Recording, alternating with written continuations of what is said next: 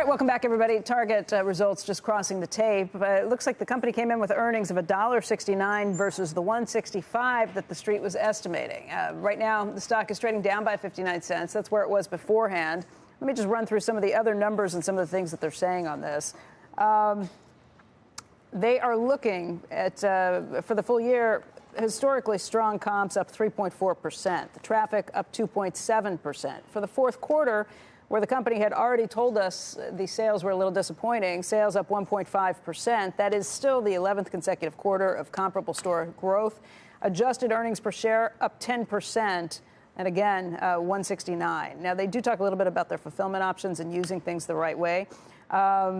They saw fourth quarter shipped, order pickup, and drive up. They say that that was 80% of their fourth quarter digital growth, saying that when people use these things, they come back and use them again. Good news for Target on that front is things like order pickup and drive up.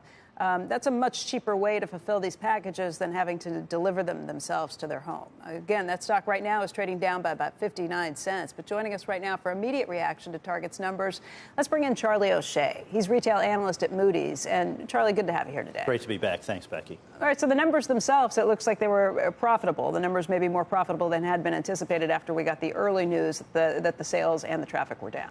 Yeah, it looks like a couple things may have happened. Comps, I should say. Not down, not as high as anticipated. Let me correct myself. January may have been really good. We'll have to find out later today. The company has its analyst meeting.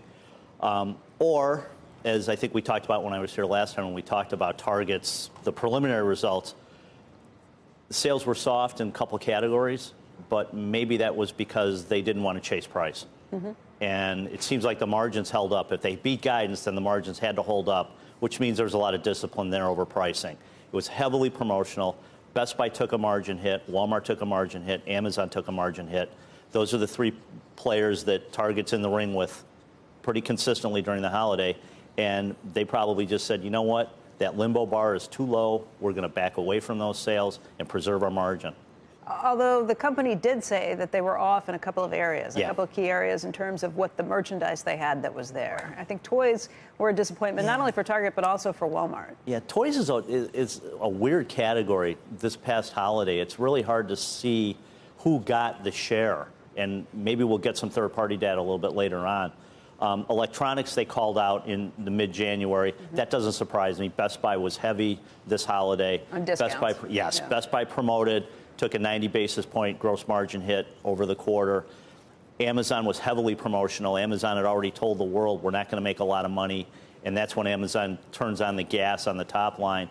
And Walmart's Walmart. So, you know, a lot of this makes a lot of sense to me.